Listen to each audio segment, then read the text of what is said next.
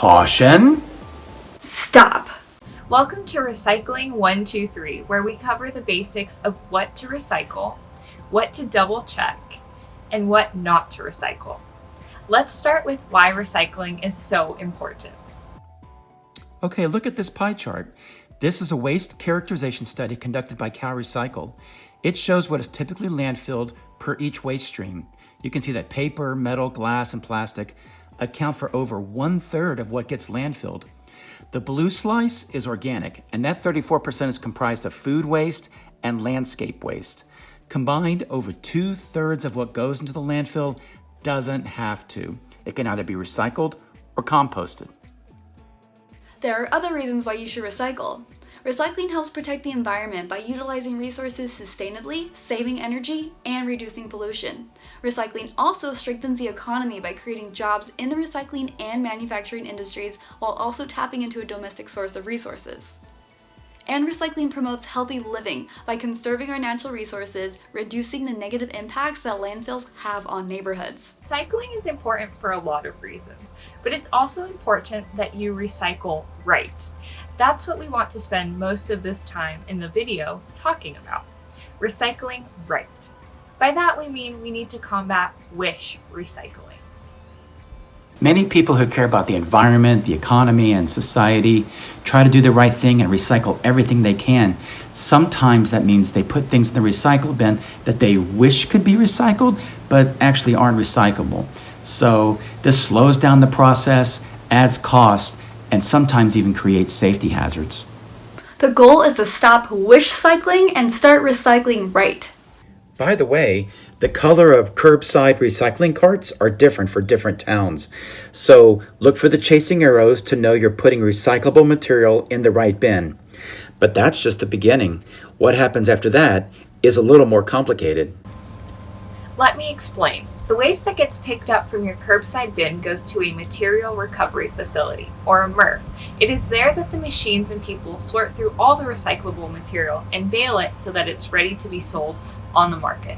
The longer it takes to sort out recyclable material, or worse, when the sorting line has to shut down because something broke the machinery, then the more expensive it is to process recyclable material. When the cost goes up, the price goes up. And when the price goes up, the cost may exceed the cost of virgin material, which means manufacturers will buy virgin material. So, to keep costs down, we have to be very cautious about what we recycle. That's what we mean about recycle right, and that's what we're now going to explain in 3 easy steps. Go! Caution! Stop!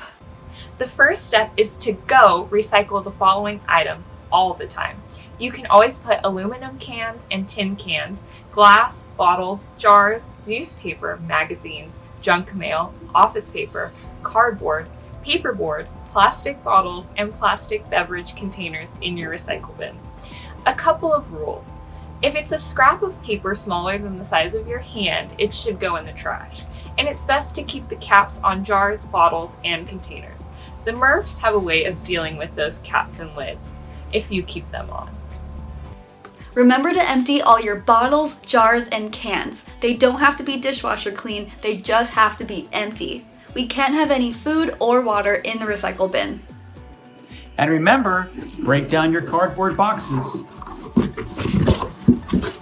Don't bag your recyclables. Keep everything loose in your recycle bin. And if you want to get back that CRV value, check out bottlesandcans.com to find a recycling center near you. The second step is caution. You need to check with your waste hauler or your municipality to determine if the following items can be put into your recycle bin or not. Styrofoam, polystyrene, plastic bags, empty aerosol cans, metal or plastic hangers, wax-lined containers or cardboard, and plastic-lined bags like pet food bags. And by the way, packing peanuts are never recyclable. They cause a huge mess at the MRF. If you have them, just try saving them up to reuse them for when you're going to ship your next package. Keep your recyclable items loose in your recycle bin. If you use a bag to collect them, empty the bag and then determine what to do with your empty bag. And if your city or waste hauler does not accept empty plastic bags, find a good use for those plastic bags, like for pet waste or as garbage bags, or drop them off at a local recycling bin. Check out this website to find one near you. The third step is to stop contamination by not recycling cat litter, pet waste, diapers, feminine products, PPE, ceramics, glassware, mirrors, broken glass, sharps, and household hazardous waste. Wait! What is household hazardous waste? Household hazardous waste is electronic waste, paint, gas, motor oil, antifreeze, batteries, and light bulbs. Pretty much anything that's poisonous. Poisonous due to the chemicals and metals used to create them. You know, the stuff that you want to keep away out of the reach of children. You can get more information about household hazardous waste on our website.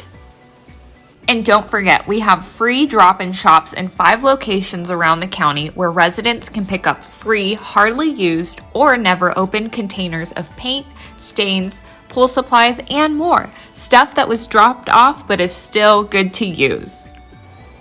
And if you're ever unsure of where something should go online onto our website and check out our waste guide.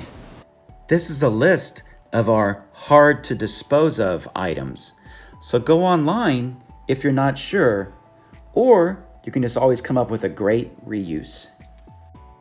So let's review room by room. In the kitchen, go recycle empty cereal boxes, bottles, cans, plastic containers, and egg cartons. Generally, if it can be stored in your pantry, it can be recycled. Be cautious about juice cartons, plastic bags, styrofoam containers, and food. Some towns accept your food in the green waste bin, and some don't. And if they don't, you can always stop contamination and compost or vermicompost your organic waste. We have videos and classes on our website for you to learn how to do that. And also, regarding oils and grease, you never want to put those into the recycling bin or oil and grease soaked items. Instead, put the oil and grease in a jar or a water bottle and put this right into your regular trash bin. Next, let's check out the closet. Go donate those old clothes and shoes. Double check with your hauler to see if they accept metal or plastic hangers in your recycle bin, and if they don't, go back to your dry cleaners and see if they'll take them back. And please, if your shirt is down to the very last thread or terribly stained or ripped, do not donate it. Instead, just use it as a rag or throw it out. Okay, let's be quick. We have to check out the bathroom now. Go recycle the toilet paper rolls and all those empty plastic containers of beauty supplies and bathroom cleaners. And make sure all your bathroom cleaners are empty before you throw them out. If they're empty, they're probably recyclable. If not, they're probably household hazardous waste.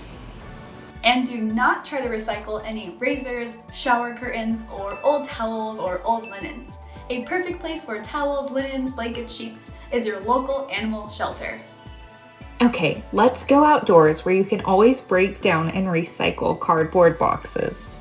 But be careful about that case of water bottles that you take with you outdoors, because while the water bottle and the cap may be recyclable, and remember, keep the cap on when you recycle it, that plastic film around the case may not be. So check with your municipality or waste hauler to see what you should do with that plastic film. And from your backyard or outdoors, a lot of items cannot go in the recycle bin, such as plastic chairs, pool umbrellas, garden hoses, gas grills, pool floats, flotation noodles, and baby pools. Look, I'm in the garage. All sorts of stuff in here. But be very cautious here, because most of the things you keep in your garage are hazardous. So if it's empty, you can recycle the container, but otherwise, if it still has stuff in the container, it has to go to household hazardous waste. If you have a can of paint with barely any paint left, you can actually leave it out in the sun with the lid off to let it dry. Then once it's completely dried out, you can always recycle the paint can. Otherwise, old paint in the can does have to go to household hazardous waste. Let's check on our pets. Go recycle empty shampoo, stain, and odor bottles. But be cautious with those pet food bags. A good rule of thumb is that if you can tear it, it's probably not recyclable. But all those tin cans that come with pet food in it, that's recyclable. And remember to stop and not put any leashes, collars, or pet waste into the recycle bin. And that also includes beds, toys, and food bowls. And if any of these accessories or other accessories are in a good enough condition, you can always drop them off and donate them to a local animal shelter. Where are we now? Oh, the office. Go recycle all that paper and cardboard, and go donate that office furniture when you're ready to upgrade. Thrift stores will always accept good, sturdy furniture. Oh, and be careful about shredded paper. If your office has a shredding service, then they can recycle in bulk and you're good. But if you only have one bag of shredded paper, then you need to stop and not recycle that. The MRF just doesn't have a way to handle all that flying shredded paper when it comes out of the bag. So remember, bulk shredded paper only. And also, remember that office equipment such as batteries or those long and curly light bulbs are hazardous waste.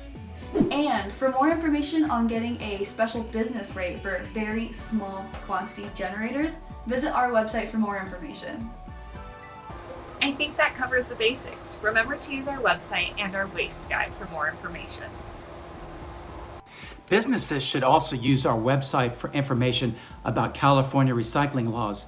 We want to help your business be compliant with mandatory commercial recycling, mandatory organic recycling, and short-term climate pollutant laws. And please do not ever hesitate if you need to call and speak with a recycling specialist. Whether you're a resident or a business, as long as you live in Riverside County, we are here to help. And remember, Go! Caution. stop. Thank you for joining us. From the Riverside County Department of Waste Resources, Where we are managing waste for a better tomorrow.